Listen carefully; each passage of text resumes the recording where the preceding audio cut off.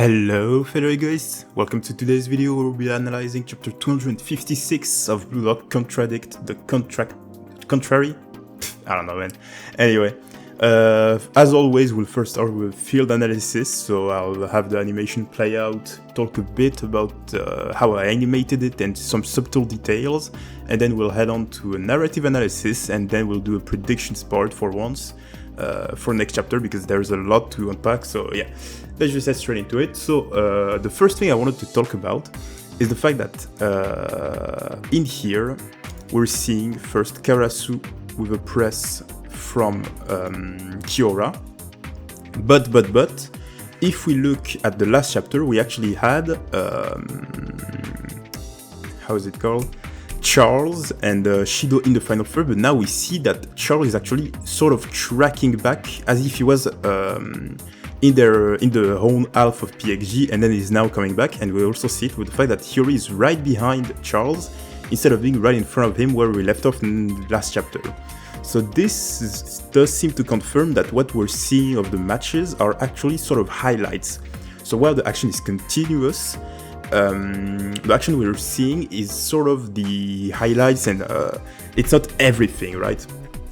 But anyway, to go back to this, so this was just a small thing I wanted to highlight because I thought it was really important to understand the flow of the match and why the characters are positioned this way instead of how they were last time. So we have Karasu being able to handle the press, as he always does, of Kiora. This time Kiora is kind of a bomb anyway, he's not doing anything. I hope offensively he helps, because otherwise he's kind of cooked. And so we see that Charles once again using metavision to check his blind spot, so Hiyori right behind him. And Hiyori generally thinking about the field, so not much to say in here. So Hiyori using a bit of egocentrism and finding out how Charles is trying to think, right? So then we have Karasu being able to this time handle a double press, with Charles being able to beat Raichi in the off-the-ball movement once again, which is fair, because again, Charles has metavision compared to Raichi, who's much more of a brute type defensive midfielder, so he'll surely win most duels in off-the-ball, so I would say it would be great even for Hiyori to be the one man marking Charles, but that's another point. So, good job with Karasu being able to handle the press, and Charles being able to beat off the ball our dear Raichi, as we're seeing right now. So then we have Charles coming to take the ball, and Kaiser and Ness coming to break off the passing course to Shido. So we have then Rin coming in perfectly to go for a 1-2 play once again. But Charles instead goes directly for the nutmeg shot in between Kaiser's legs, which Hiyori is actually able to predict and stop. Wait, I don't have... Okay, for whatever reason, it seems I don't have a picture, but I mean, you see the picture anyway. You should have read the chapter, but... So I drew here, importantly, as Rin was running, we also see... Exactly, so... We see that Charles turns his head to Rin, and at this exact moment, Hiyori runs behind Charles, so in Charles' blind spot, which is why he's able to outwit Charles, because of the way Charles baited everyone by looking at Rin. So this is the first important detail for this. Secondly, I forgot to actually draw Karasu, but he's having a double face-off, so it's normal that he doesn't immediately react. But then when the ball is into the air, the things that I drew is that I drew Isagi immediately running away in the blind spot of Nanase, which he was marking, because he believed in Hiyori to be able to win this. And I also drew in the page after that Karasu is one of the first to react to the block from Hiyori. As we're seeing here, he immediately runs to Hiyori. Now, why did I draw him this way? It's because, of course, here there's the stray ball fight, but there's not much to say about this. It's just Raichi being able to handle Tokimitsu. Now, I've seen that some people were shocked that Tokimitsu was getting overpowered, quote unquote, but we have to remember, this is only 2 touches. Raichi literally just trapped the ball and immediately passed it.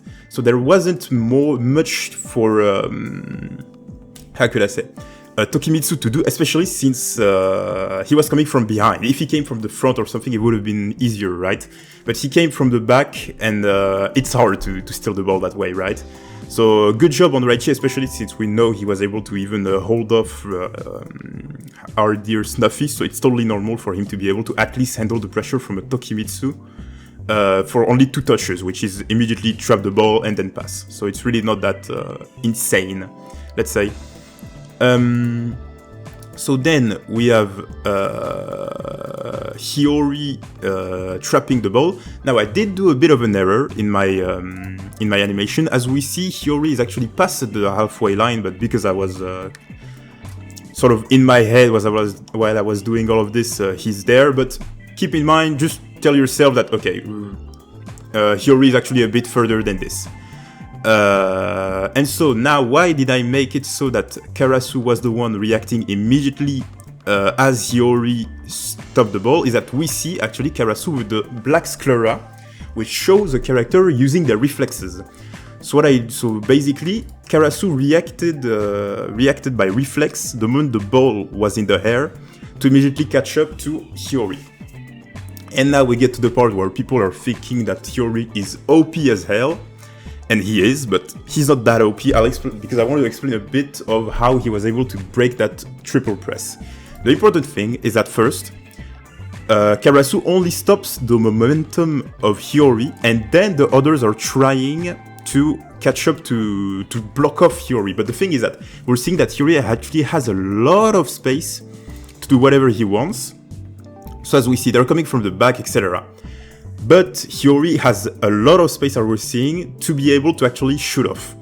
So now, how did Hiyori prepare that no-look pass? Is that we're seeing that when Karasu comes in, we see this panel of Hiyori looking a bit darker. So this is when Hiyori is actually visualizing what's in front of him. So if we go around here, so basically, Hiyori at this point is seeing Isagi coming in, Rin, Kaiser, and all of those persons in front of him. And so at this moment, he already had his play visualized. So all he needed to do was just get a good passing, how could I say? A good enough passing position where he could pass, which is exactly how he did that spin around move. Because the moment he scanned at that point, he already had his play visualized in his head, and it was just a matter of, okay, I will do this, will Isagi be able to catch it, which he seems to be, he is there to actually do. And now we also have the fact that this panel is actually oddly similar, or rather it's not oddly similar. I've made a video in the past, the Striker's Pathmaker, about how Hiyori and Sai are similar, and so this play actually looks similar in paneling to Sai's shot in the U20 match which got blocked by Ryu. So just a showing again of how similar they are in terms of, how can I say, general ego and aura. And then of course Isagi with an important detail with Isagi's run is that we're seeing Isagi use metavision as he always does. And because he's using metavision, we see that Rin and Kaiser should normally be in his peripheral vision. So, in this moment, Isagi already knows that Rin and Kaiser are behind him, and that the three center backs are also in front of him. So, did he scan for Kunigami? Surely, but we'll have to see. And so with this, we're pretty much done with the field analysis. I've explained pretty much all of the details for the animation. So now let's talk a bit about the narrative aspect of all of this. I'll let the video play out in the background so you guys can watch it if you want. In terms of narrative, we see of course Hiyori having a bit of egocentrism, protagonist feeling peace, being able to see a bit of Charles. And now this is where it's truly important for me to know what is Charles' ego type. Because people are thinking that he's a self-type, but this is what's important, is that he says, but aiming for it anyway, now that's contrarian. So there's a sense of standard about what a contrarian is, and most importantly, we don't see it because I don't have the panel. But basically, we see that Charles hates to be to get countered by Hiyori. But what I really, it's bad that I don't have the panels.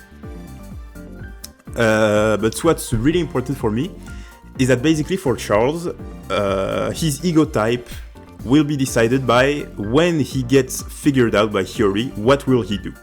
Because if he continues to just aim for Shido even when he gets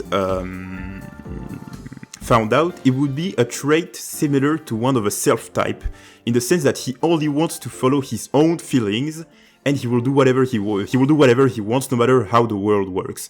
But if Charles goes the way of, okay, people have figured out what I want, but I still want to be a contrarian no matter the cost. So instead of doing the less obvious things which people will be wary of, I'll do the obvious thing, and because I'll do the obvious thing, I will be a contrarian. So that would be the world type contrarian, and if Charles evolves this way, he would most likely be a world type person. He will have the world type personality ego. And the other thing is, to know if Charles is a self or world type, we have to know, does he do things for the reaction of others? Does he get a kick from seeing others react to the fact that he's being a contrarian? Or does he want to be a contrarian for himself? So that's the place where we can divide, is he a world or self-type? There's not enough yet. But I just wanted to get this out of the way so that people don't necessarily think, okay, he's a self-type because he's a contrarian. It's much deeper than this. We don't know why does he want to be a contrarian. To get a laugh out of the reaction of the peoples, or because he just likes to be a contrarian by himself. Now, outside of this, narratively, there's not much to say. Karasu using reflexes, I really enjoy. I hope he gets metavision. Karasu is one of my favorite characters in general, so that's just me glazing a bit. Other than this, we don't have really much to say, and then we just get to the Isagi play, which I normally have a small animation of. Actually, no, it's on my laptop. Anyway, we'll just do a quick prediction part now of what can Isagi do about our dear... how can Isagi score, really? How can he score? So we'll just put the characters in place. So we have Chapa, Michelin, Gabin. So Chapa is over here. And we'll walk through the different options that Isagi has, and I'll also argue a bit about how can Isagi do this? Will it come from out of his ass if he does a certain thing, etc., etc. So, as we said, we have Rin and Kaiser in Isagi's peripheral vision, which is really important, because it means that Isagi will normally have a plan the same way that, for example, in the Ubers match, when he was tracking and did the lob touch that beat both both Lorenzo and Aiku, he also saw, actually, Lorenzo in his peripheral vision. So this is important because it does call back a bit to this scene where Isagi beat both Aiku and Lorenzo with a lob touch. So it's Kunigami and Kaiser. So we'll be putting... So over here we have first Chapa, which is close to this area of the box. Isagi over here, around here, yeah. Then we have close on the wings, Shido and Kunigami. We have Rin right behind in Isagi's peripheral vision, and Kaiser coming in to beat Isagi. So you probably don't see it, but right behind that the T, we actually have Gabin, which in terms of vectors, now this is important, to see the way players are currently moving. Gabin is moving this to this path, because there's a big space that Kaiser could potentially go for. So if Kaiser, for example, ran over there, Gabin would be forced to commit, which is an important part I'll use for my potential prediction of what will happen. So yeah, all of the defense, the three center backs are moving in this direction to block off the current space that there is here. Kaiser is moving in for Isagi, and yeah, just Isagi moving in. So, First off, let's get this out of the way. For me, this will 100% be an Isagi goal. Why? Because Isagi hasn't shown himself yet in this match. It's all been about Kunigami, Hiyori, Charles, Shido. So Isagi still hasn't gotten the spotlight yet, and if he doesn't now, the narrative of the match will basically be a bit fucked. Let's say it clearly.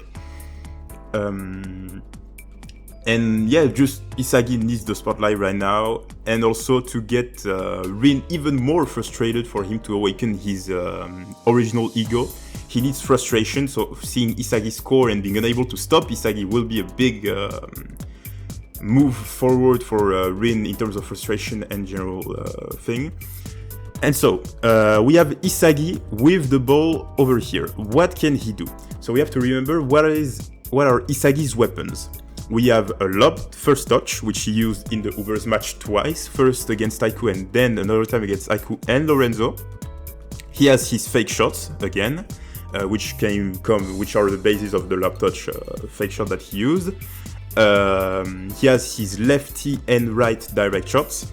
And this is pretty much all of the things that Isagi has as far as we know that we have seen. There's also his no-look lob touch that he already did in the U20 match, which I'll of course be putting on stream. All of the panels I'm talking about will be shown on screen anyway, so yeah.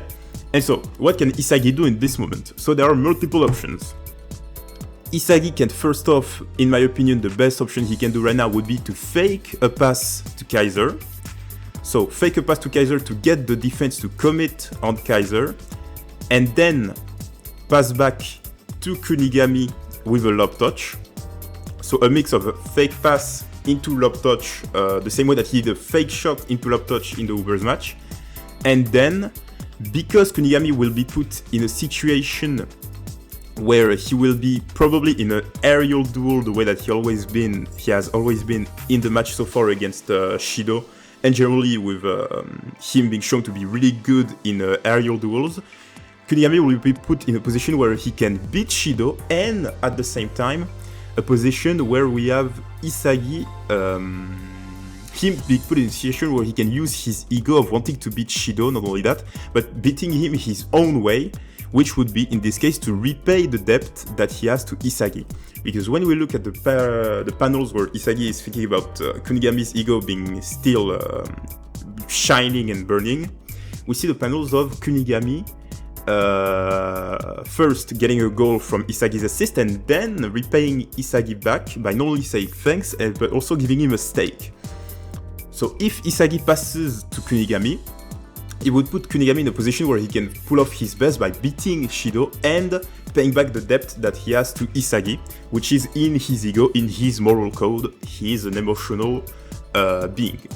And so with this, Kunigami could beat Shido by being in his peak performance and pass back to Isagi, with Isagi being able to either score directly or Rin is able to arrive in time to stop Isagi, but Isagi either does, again, a lob touch the way that he does, so the two-gun aspect from switching from lefty to right, the same way that he actually beat Rin in the 4v4 via a fake shot, which came from with the back heel pass, with the back heel shot.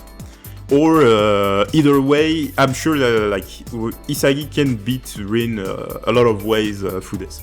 Now, it won't necessarily be this type of positioning. It could be a much closer. I'm just giving a rough idea of what could happen.